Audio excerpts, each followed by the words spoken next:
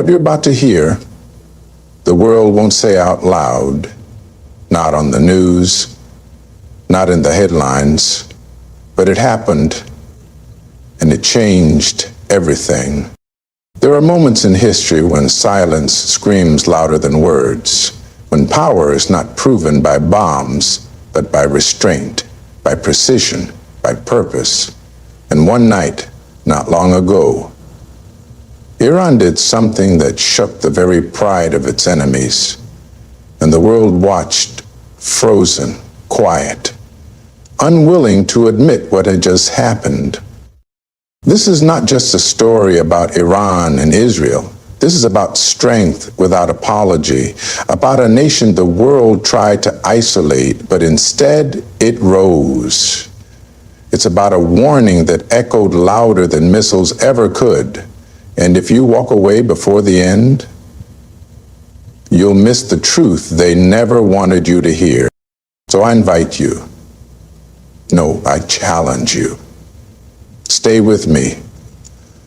Watch till the final second. Because this isn't just a speech. It's the silence after the storm. It's the night the world witnessed power and said nothing. And after today, you won't see it the same way again. Iran's history of endurance is unlike anything the modern world is prepared to understand. This is not a country that merely survives challenges. It absorbs them, transforms through them, and emerges with deeper purpose and sharper resolve. Its timeline is not marked in decades, but in millennia. From the mighty Achaemenid Empire that ruled a vast portion of the known world to the revolutionary upheaval in 1979 that stunned global superpowers, Iran has constantly rewritten its own narrative through the fire of resistance. Every attempt to destabilize it, from foreign invasions to coups backed by global giants, has only carved more determination into the collective soul of the nation. The world has watched this country endure war, sanctions, isolation, demonization, and economic suffocation. It has faced 8 long years of brutal conflict with Iraq, a war that most expected to break Iran's back, but instead only solidified its defiance. What was supposed to be its downfall became a crucible in which a new national identity was forged. That war didn't just build trenches and military strategy, it built resilience in the Iranian psyche. It taught a nation how to fight without needing permission, how to protect its future even when no one else would stand by it. Empires have tried to bend Iran to their will, but none have succeeded for long. The Mongols brought devastation. The British and Russians carved up its territory. The CIA toppled its government. But each time, Iran endured. Each blow only pushed the people closer to their cultural and spiritual core. They didn't forget. They didn't submit. They adapted. While the West calculated power through weapons and oil, Iran calculated power through memory, unity, and time. This is a country that plays the long game with the patience of a civilization that's seen empires rise and fall like waves in the ocean. It's this historical consciousness that makes Iran uniquely difficult to defeat. It doesn't react like others. It doesn't collapse under isolation. It adapts. It doesn't lose its identity in the face of westernization. It reclaims it. Time and time again, it has shown that pain is not its weakness, but its fuel. Even when broken economically, it builds internally. Even when outgunned militarily, it resists ideologically. This deep-rooted legacy of enduring hardship, of thriving under pressure, of reclaiming power through patience, this is the reason the West can't fully grasp why Iran doesn't break. Because Iran is not just functioning in the present moment. Iran is standing on centuries of scars victories, betrayals, and spiritual strength. It is not fragile, it is forged. Iranian culture is fundamentally shaped by a deep-rooted tradition of resistance, sacrifice, and spiritual endurance. It's not just about what the people believe. It's how they live, how they remember, and how they rise every time the world tries to push them down. From the epic tales of Persian poets to the rituals of mourning for historical martyrs like Imam Hussein, Iranian society has internalized the idea that struggle is not a misfortune. It is an honor. This belief system creates a population that views hardship as a divine test and resilience as a moral obligation. That's why sanctions don't demoralize them the way they're expected to. That's why isolation doesn't trigger national surrender. It triggers self-reliance and unity. Every attempt to pressure Iran economically, politically, or militarily is met not with collapse, but with consolidation. The people are taught from a young age that pain and progress are often interlinked. The real change and real strength do not come from ease, but from enduring what others cannot.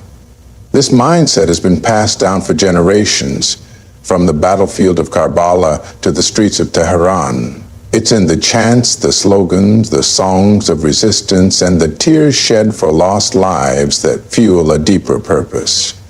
Iranian culture doesn't shy away from grief or sacrifice. It embraces them as part of a sacred journey toward justice, freedom, and self-determination. The result is a nation that can absorb an immense amount of suffering without losing its sense of direction. And that unnerves global powers. Because how do you defeat a people who have normalized struggle? How do you break a spirit that sees martyrdom as victory and patience as strength? Western leaders often miscalculate Iran's ability to endure because they assume the rules of political pressure and social exhaustion apply equally everywhere. But in Iran, pressure doesn't only trigger protest. It also triggers poetry, prayer, and purpose. Cultural identity in Iran is armor. It's not fragile or shallow. It's thick with centuries of philosophy, faith, and fight. The media often paints Iran as backward or extremist, but they never talk about the depth of its intellectual and spiritual traditions. They don't mention that this is a land where resistance is romanticized, where defiance is considered dignity, and where standing alone is seen as standing on principle. This culture of resilience is not something you can sanction away. It is not something you can bomb into submission. It's deeply embedded into how the people view the world and their place in it. When a population views pain as a sign of meaning and isolation as a badge of integrity, then no external force, no matter how powerful, can truly defeat them. They carry their resistance like a legacy, and they wear their sacrifices like a crown. Iran's strategic self-reliance and innovation have played a pivotal role in making it resistant to defeat, especially by Western powers that often rely on economic and technological superiority to subdue nations. Faced with decades of sanctions, embargoes, and attempts to isolate it from global markets and systems, Iran made a critical decision. It chose not to beg for inclusion, but to build from within. This wasn't just an economic shift. It was a declaration of independence in a world dominated by dependency.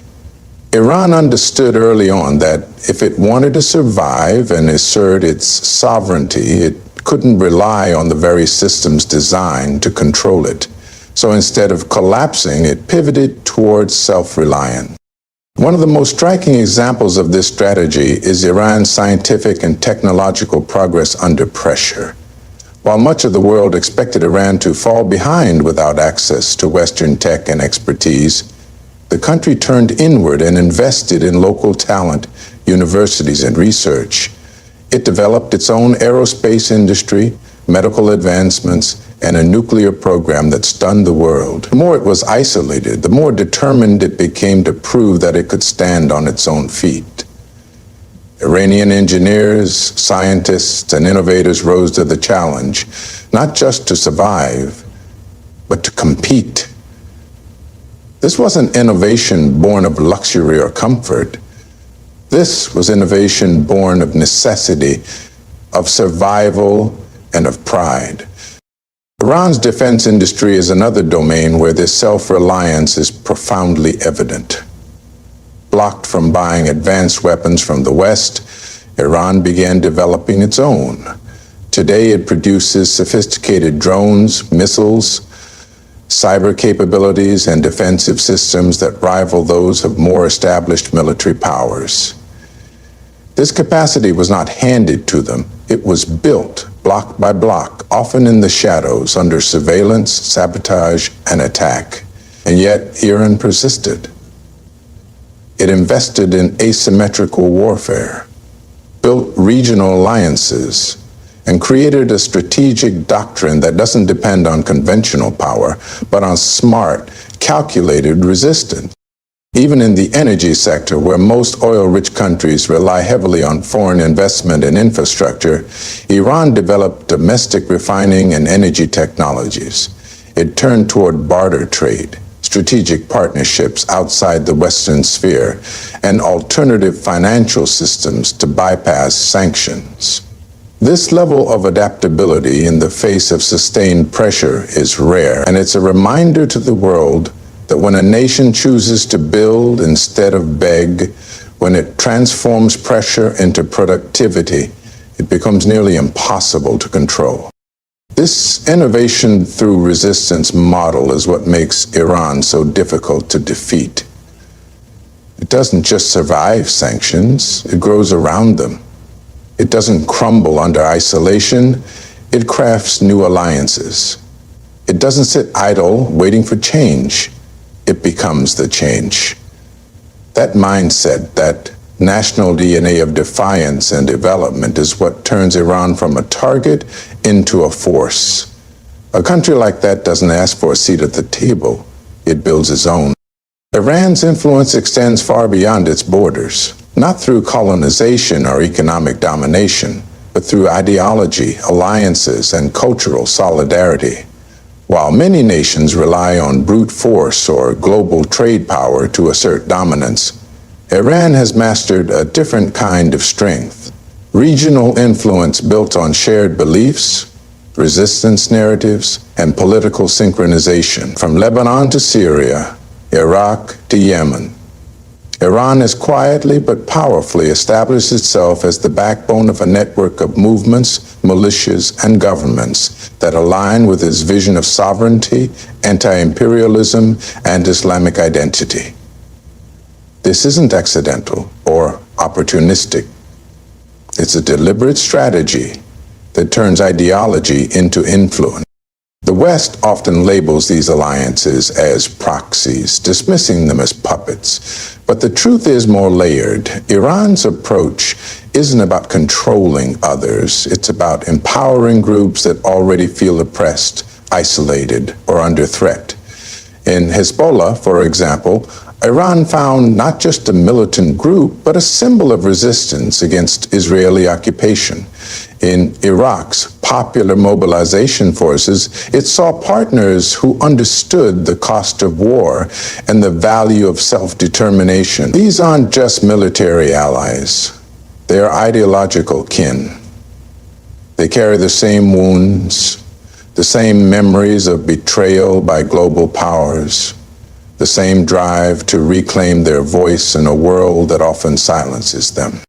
This web of alliances creates strategic depth for Iran that few in the region possess.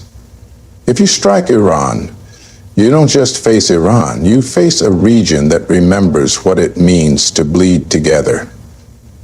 This reality forces even the most powerful militaries to think twice before escalating. Iran's power is multiplied by the alliances it has fostered in places where the West often fails to understand the local culture, history, and pain. Iran steps into that void with something deeper than aid or weapons. It steps in with shared purpose. That's a kind of power no sanctions can erase.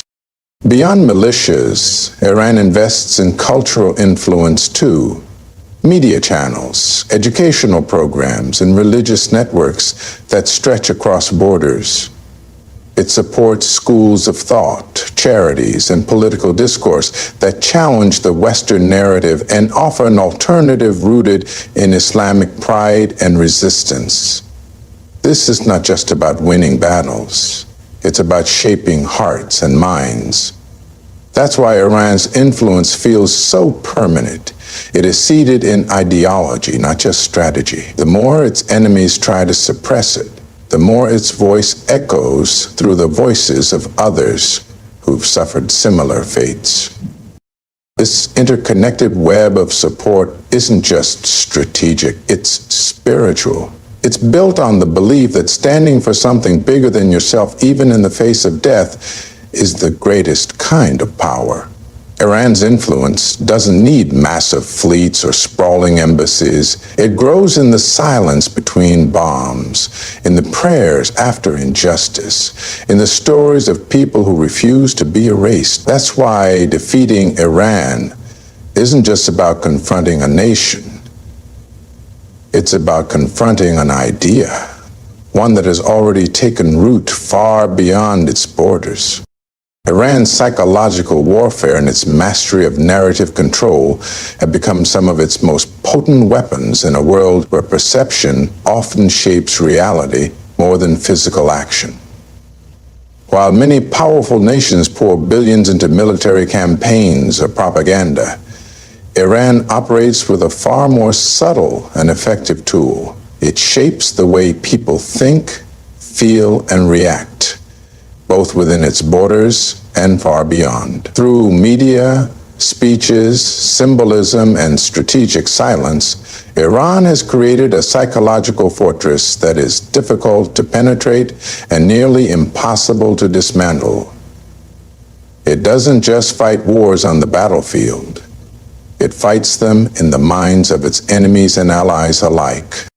One of the clearest examples of this is Iran's ability to remain composed under intense pressure.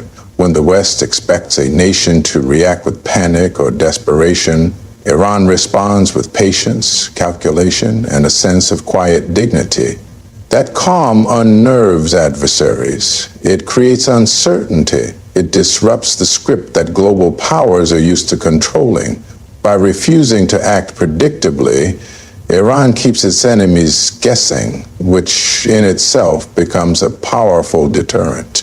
In a world driven by instant reactions and media-driven responses, Iran's restraint becomes a psychological chess move, always planning several steps ahead. Symbolism also plays a massive role in Iran's psychological strategy. Martyrdom, sacrifice, resistance, these are not just political ideas in Iran, they are deeply embedded cultural codes. When Iran honors a fallen general or a resistance leader, it's not just mourning, it's sending a message that death is not defeat and that suffering only strengthens resolve. This ability to turn loss into legacy keeps morale high, even in times of national hardship. It embeds the struggle into the very soul of the people. That's a kind of power that missiles can't destroy. Iran's use of media, both state-run and regional, is another powerful tool. It doesn't just report news. It crafts narratives. Whether it's Al-Alam, Press TV, or its influence in outlets across Lebanon, Iraq, and beyond, Iran ensures its version of events gets heard, especially by those who have learned to distrust Western narratives. It offers a lens that focuses not just on politics, but on dignity, betrayal, and resistance. It paints a picture of global injustice and places Iran at the center of the fight against it. That story resonates far more powerfully in the hearts of the oppressed than any economic policy ever could. Finally, Iran's ability to hold its people together through decades of sanctions, war threats, and internal challenges is a testament to how powerful psychological unity can be. It constantly reaffirms a national identity rooted in resilience. The people aren't just citizens, they are participants in a long, sacred struggle. That psychological cohesion makes subversion difficult, revolution unlikely, and surrender unimaginable. Iran may not have the flashiest weapons or the wealthiest economy, but it has mastered the art of making its enemies feel uncertain, its allies feel loyal, and its people feel unbreakable. That's the true battlefield today. Not one of tanks and bombs, but of belief, perception, and psychological strength. Iran's ability to adapt under pressure and evolve despite sanctions, isolation, and external aggression is one of its greatest strengths, and a key reason the West cannot defeat it. Most nations crumble under prolonged economic warfare, political isolation, and relentless psychological operations. But Iran, rather than bending to foreign will, transforms these obstacles into fuel for innovation, internal unity, and strategic evolution. Every attempt to corner Iran has only made it more self-reliant, more calculated, and more determined. This resilience has become a part of its national identity, etched into the minds of its citizens and leaders alike. When sanctions attempted to strangle Iran's economy, the nation didn't just protest or plead. It responded by building alternative systems. It strengthened domestic industries, invested in local production, and developed parallel financial and trade routes. It built partnerships with countries willing to bypass Western frameworks, creating economic ecosystems that didn't depend on traditional Western approval. Whether it's growing its own pharmaceuticals, building indigenous missile and drone technology, or expanding nuclear research, Iran turned the blockade into a laboratory for self-sufficiency. What was meant to break Iran ended up training it for independence. On the military front, this same principle of adaptation has made Iran unpredictable and therefore hard to defeat. Instead of relying on traditional warfare, Iran built an asymmetric warfare strategy. It knows it cannot compete toe-to-toe with superpower militaries in open combat, so it became a master of indirect engagement. Through proxy forces, cyber warfare, guerrilla strategies, and calculated response, it learned when to strike, when to wait, and when to say nothing at all. This adaptability gives Iran a unique strategic edge. It operates by its own rhythm, refusing to be lured into traps or rushed into missteps. Even in the realm of diplomacy, Iran has shown that isolation doesn't mean silence. It has leveraged every platform from regional summits to the United Nations to tell its story, challenge double standards, and shift public perception. And in recent years, it has forged deeper ties with powers like Russia, China, and many in the global South, building coalitions that act as counterweights to Western hegemony. Iran's diplomatic survival is not just about resistance, it's about knowing how to pivot, how to recalibrate, and how to engage on its own terms. Culturally and socially, Iran has managed to hold on to its identity while gradually evolving from within. It has a society that debates, that protests, that questions, but ultimately, when threatened from the outside, comes together. That dynamic tension is not a weakness. It's a sign of life, of movement, of evolution. No regime survives decades of global pressure unless it is capable of internal transformation. Iran is not static. It shifts, adjusts, and prepares for the next phase, always learning from every sanction, every strike, every diplomatic slight. This ability to evolve, to learn in real time, and to emerge stronger after each blow is why Iran remains undefeated. Its adaptability is not just survival, it is strategy. The more it is tested, the sharper it becomes. The more it is pressured, the deeper it digs into its own strength. And that, above all, is what makes it a force the world cannot break. In the end, what makes Iran unconquerable isn't just its weapons, alliances, or slogans. It's its spirit. It's the unwavering belief that no matter how hard the world tries to silence it, it will speak louder through its actions, its resilience, and its history. Iran has faced every kind of storm: economic warfare, global isolation, psychological pressure, military threats. And instead of falling, it rose stronger each time. This isn't the story of a perfect nation. It's the story of a people who refuse to be defeated. A nation that turns pain into purpose and pressure into progress. This speech wasn't about sides or politics. It was about recognizing strength where the world refuses to see it. The kind of strength that doesn't always make headlines, but leaves a mark history can't erase. Thank you for staying till the end. I hope this message awakens something deeper in you. A new lens to look through, a new fire to carry. Stay strong, stay aware, and keep questioning what the world tells you. May you walk forward with clarity and courage. Good luck on your journey. And thank you for listening.